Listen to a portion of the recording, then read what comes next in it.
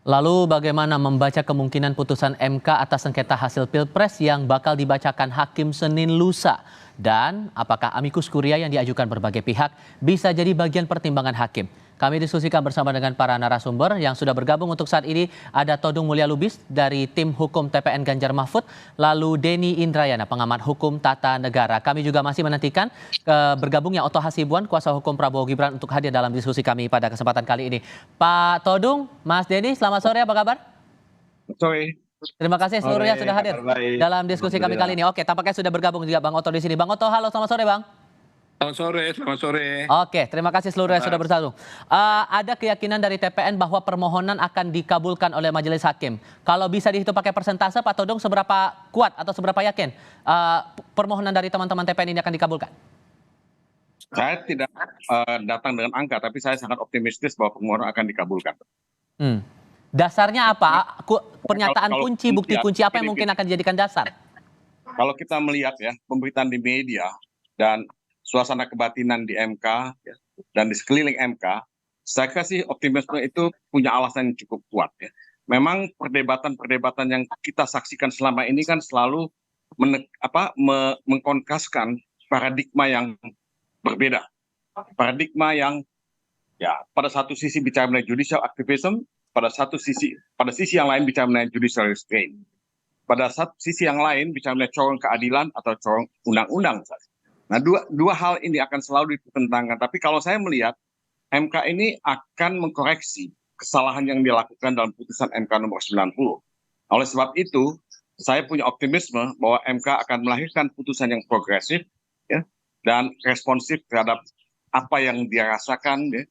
Nah, apalagi kalau kita melihat ya bahwa amicus curiae itu sudah banyak sekali masukan. Memang akan dipertimbangkan oleh majelis hakim itu hanya 14 atau 16. Sisanya tidak, karena didaftarkan terlambat ya. Tapi paling tidak ini menunjukkan antusiasme dan concern publik ya mengenai apa yang terjadi dengan demokrasi di Indonesia.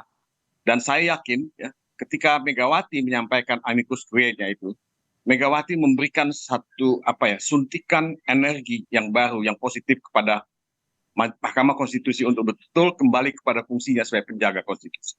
Nah, ini yang saya lihat dan ini yang membuat saya optimis ya untuk tanggal 22 nanti.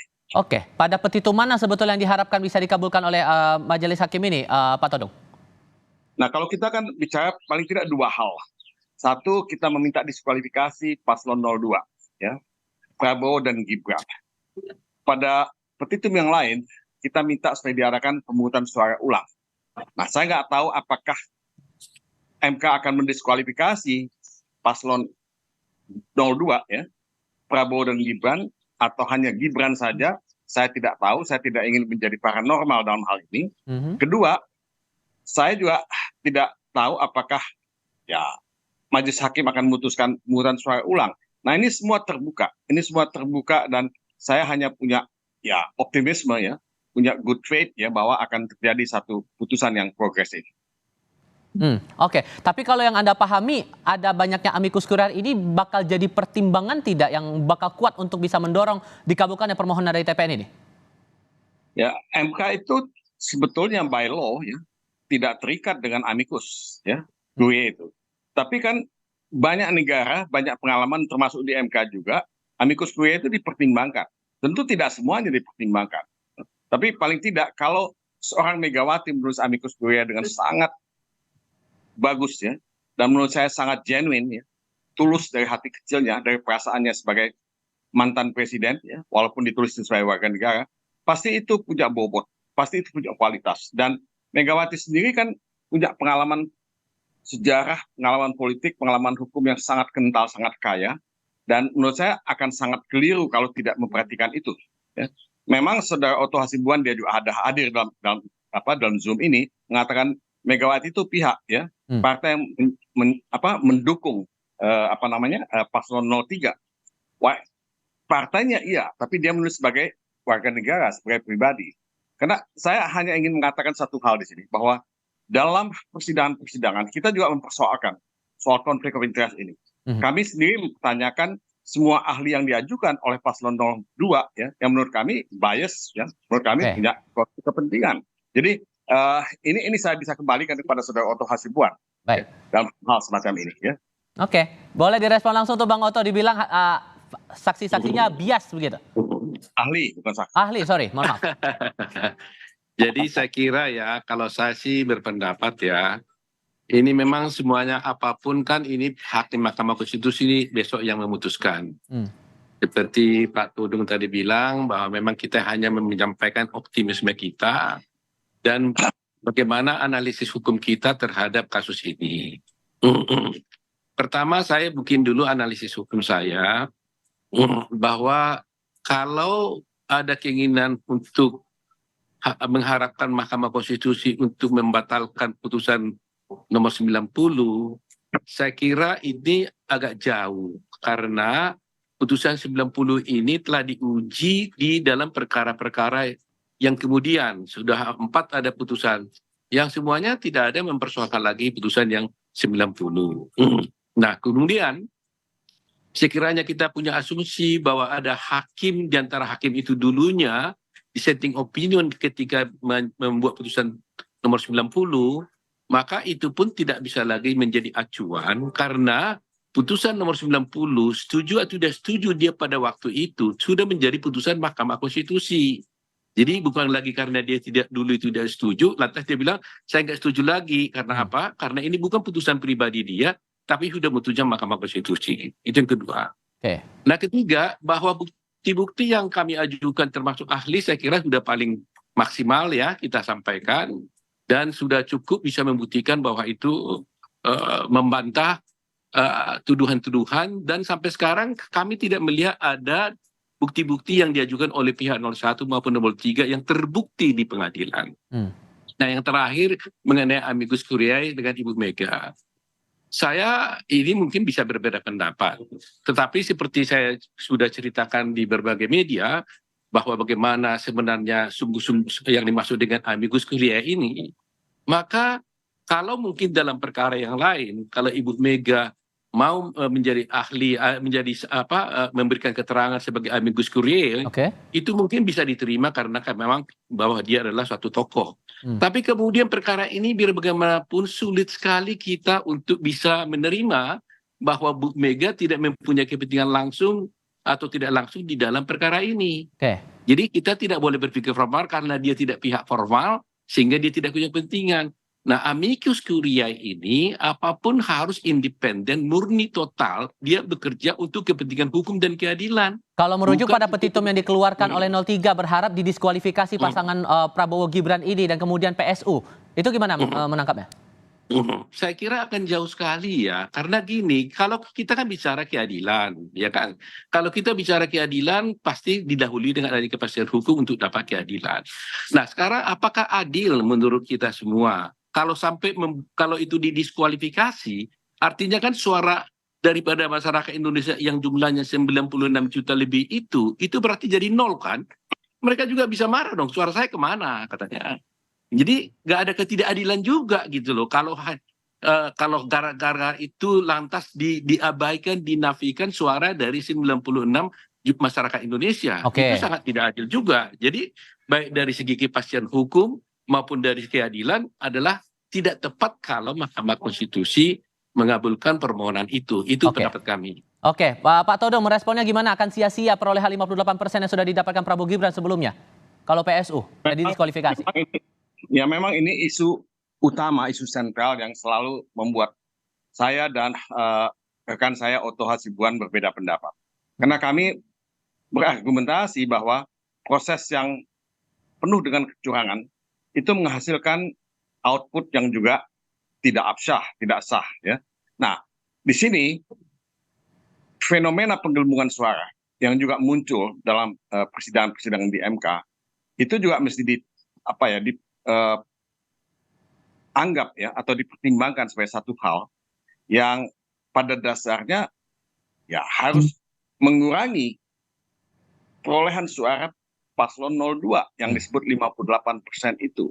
Nah, jadi kalau dikatakan oleh Saudara Oto tadi, mereka akan dilukai perasaannya karena tidak dihargai suara yang sudah mereka coblos pada tanggal 14 Februari. Tapi juga pada sisi lain, kalau Saudara Oto menempatkan dirinya pada mereka yang merasa ditekan selama ini dalam proses penentuan pilihan menjelang tanggal 14 Februari. Nah, proses ini apakah melalui politisasi bansos atau intimidasi dan sebagainya. Nah, mereka ini juga akan mesti dihargai. Oke. Jadi hal-hal semacam inilah yang saya kira ya perlu juga kita lihat secara objektif, secara bijaksana, secara arif. Nah, Oke. mungkin tidak semuanya ya, tapi paling tidak ada suatu persentase yang sangat signifikan yang kami pertanyakan ya secara langsung atau tidak langsung dalam permohonan PHPU yang kami ajukan ke Mahkamah Konstitusi. Oke, ada permohonan nih Mas Denny dari pemohon agar pemilu ulang begitu. Kemungkinannya apakah akan sampai ke sana menurut Anda dari hakim akan mengabulkan itu? Kalau kita baca petitumnya tidak ada ya. Baik paslon 01 maupun 03 itu bicara pemungutan suara ulang dalam hal kalau pasangan calon Gibran, calon wakil presiden itu dinyatakan didiskualifikasi. Itu yang dimintakan oleh pasangan calon nomor 1. Kalau 03 tidak ada permintaan pemungutan suara ulang dengan melibatkan Gibran dan Prabowo, cuman diulang dengan 01 dan 03 kan. Oke. Jadi permintaannya sebenarnya lebih pada diskualifikasi kalau 01. Kalau saya begini, Bapak rekan-rekan ya dan semua pemirsa televisi Kompas TV, perdebatan soal Mahkamah Konstitusi dan Mahkamah Kalkulasi itu sudah sejak lama ya. Tidak hanya di pemilu presiden tapi juga pemilu legislatif bahkan pilkada. Dan sebenarnya sudah selesai dengan banyak putusan Mahkamah Konstitusi. Jadi kita berdebat sesuatu yang menurut saya jangan terlalu sering diulang dan seakan-akan kita tidak tahu jawabannya begitu. Oke. Mahkamah Konstitusi sudah menjawab di berbagai kesempatan dan pada dasarnya mengatakan Mahkamah Konstitusi itu tidak hanya melakukan pendekatan kuantitatif tapi juga kualitatif. Bahwasanya kemudian putusannya semuanya menolak sengketa Pilpres yang dimintakan pemohon itu lebih karena Mahkamah berpandangan tidak cukup bukti untuk mengabulkan permohonan. Jadi permohonan dianggap tidak berdasar. Nah, soal pembuktian ini yang sekarang menjadi isu yang harusnya menjadi titik tekan dan bagaimana pendekatannya pun itu yang harus juga dipertimbangkan. Oke, ini kan prosesnya sudah masuk dalam rapat permusyawaratan hakim ya Mas Denny. Dan Anda sebelumnya juga sempat memperkirakan dan itu sudah dimuat di akun X Anda bahwa ada perkiraan permohonan dari 01 dan 03 ini dikabulkan. Belajar dari pembuktian yang sudah dilakukan oleh banyak pihak ini, apakah prediksi Anda masih tetap pada apa yang sudah Anda sampaikan di akun X atau mungkin ada hal lain yang bisa jadi pertimbangan bagi majelis hakim? Tapi jawabnya nanti ya Mas ya, kita akan lanjutkan lagi di sesi berikutnya. Usai jeda berikut.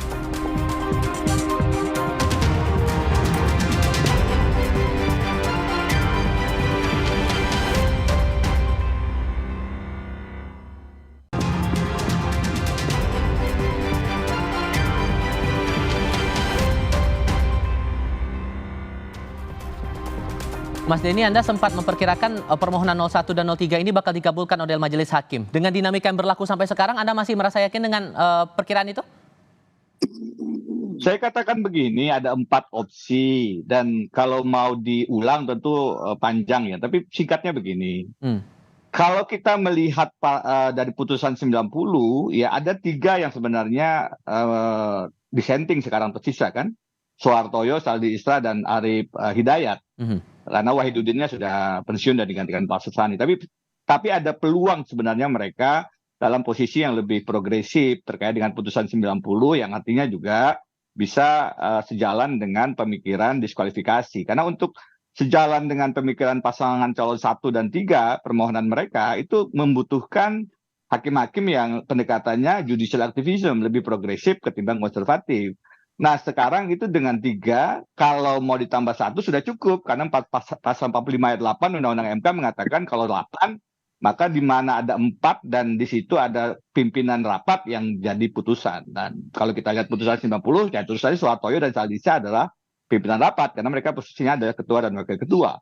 Tapi kalau kita lihat putusan 90 dan setelahnya, putusan 90 diuji materialnya beberapa kali dalam artian ada keinginan untuk merubah putusan 90. Saya dan rekan Zainal Arifin Mohtar menguji formil, MK tidak bisa keluar dari pola pikir atau kerangkeng atau penjara logika putusan 90 dengan alasan final and binding. Padahal putusan itu jelas-jelas menurut Majelis Kehormatan Mahkamah Konstitusi punya problem etika pelanggaran berat yang menyebabkan ketuanya Anwar Usman diberhentikan dari sisi sebagai ketua. Jadi semestinya putusan 90 ya jangan dipertahankan sebagai satu putusan yang cacat begitu. Tapi kan kita melihat MK tidak pernah bisa keluar dari kerangkeng itu. Dan yang terakhir dari semua persoalan, jawaban terhadap putusan Pilpres ini adalah seberapa independen hakim-hakim MK.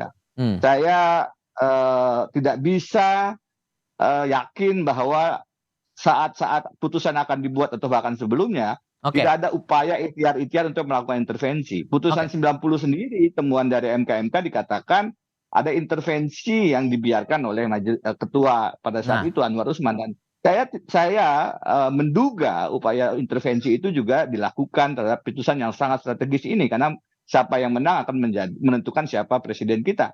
Karena itu independensi ini kata kuncinya. Kalau mereka independen, mereka negarawan betul, maka kemungkinan untuk menghadirkan keadilan pemilu itu akan lebih terbuka. Dan kalau ternyata mereka lebih mudah diintervensi dengan berbagai alasan, sebagaimana yang terjadi dalam putusan 90, maka akan makin sulit kita untuk berharap seorang negarawan kalau mudah diintervensi. Saya kasih giliran ke Bang Oto kalau begitu. Ini masih dikaitkan lagi akan berjarak dengan keadilan pemilu. Bang Oto, masih dikaitkan lagi soal putusan 90. Gimana tuh? Harus hati-hati di sini. Gimana tuh? Jadi memang seperti saya katakan, karena putusan nomor 90 ini sudah final and binding, nggak mungkin lagi bisa itu diterobos kan. Karena dan dengan alasan bahwa saya dulu nggak setuju, umpamanya gitu, salah satu hakim mengatakan begitu, lantas dia ingin merubah itu lagi nggak bisa. Karena bagaimana sebenarnya bisa, Bang Oto, mohon maaf ya. Nanti saya mungkin bisa jelaskan kenapa bisa. Ya, artinya bagaimanapun kalau dia mau menabrak itu kan berarti kan dia tidak konsisten lagi dengan putusannya. Nah, soal bisa atau tidak kan memang kewenangan Mahkamah Konstitusi soal bisa atau tidak. Tetapi secara teoritis menurut saya itu tidak tepat. Sebab kita juga jangan terlalu biar bagaimanapun kan keadilan memang yang dicapai. Tapi untuk mendapatkan suatu keadilan harus juga mengedepankan juga kepastian hukum. Jadi keadilan itu nggak berdiri sendiri, harus berdasarkan kepastian hukum. Saya boleh nggak jelaskan secara teori kenapa bisa berubah putusan 90? Ya, seperti saya bilang, berubah isi bisa saja tergantung pada kepada Hakim Agung. Tapi secara Hakim teoritis, Konstitusi, Pak Oto. Ya, Hakim Konstitusi. Tetapi maksud saya bahwa kalau itu ditabrak lagi sama dia, itu berarti kepastian hukum kita terganggu. Kalau kepastian hukum terganggu, maka keadilan itu juga akan terganggu. Tahan di situ dulu ya Bang Oto. Saya harus kasih giliran ke Pak Todung kalau begitu. Pak Todung, singkat saja, karena banyak amicus curiae yang diajukan dan memohon agar permohonan dari para pemohon ini dikabulkan, gimana Anda meresponnya? Ada 47 begitu amicus curiae yang ditujukan. Ya, sebetulnya sih kalau dikasihkan waktu lebih lama akan lebih banyak lagi amicus curiae yang dimasukkan ke MK.